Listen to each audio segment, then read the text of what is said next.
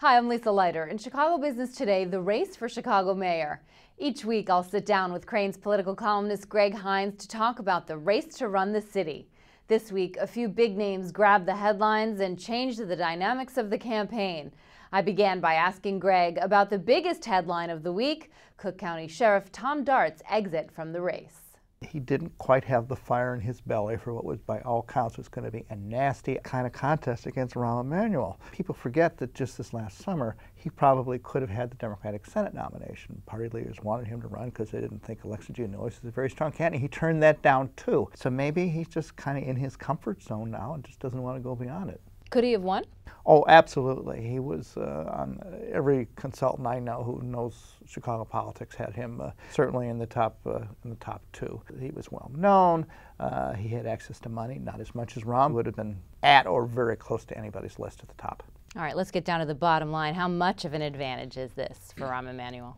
It's a big help. The real thing to watch is whether some of the Democratic ward bosses and aldermen who really don't like Rahm, whether they're going to be able to find somebody else to run. There's a little more talk this week about whether Lisa Madigan, the Attorney General, will reconsider her position.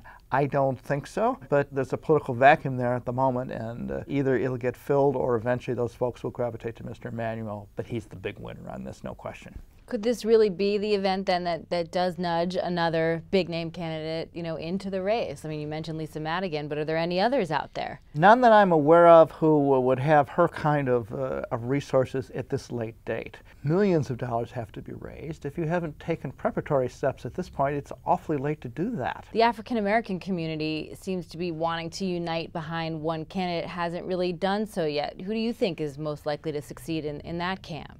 The two names that seem to be getting the most discussion lately are Reverend James Meeks, state senator, runs a really big church, and former U.S. Senator and Ambassador Carol Moseley Braun, certainly a well-known person, but she's got her own problems. She's been very late to pay her property tax bills in recent years, which kind of poses the question, if she can't balance her own checkbook, how's she going to take care of the cities? And she, of course, has incredible name recognition, but she has been, out of the game for a number of years. Do you think she's got the name recognition?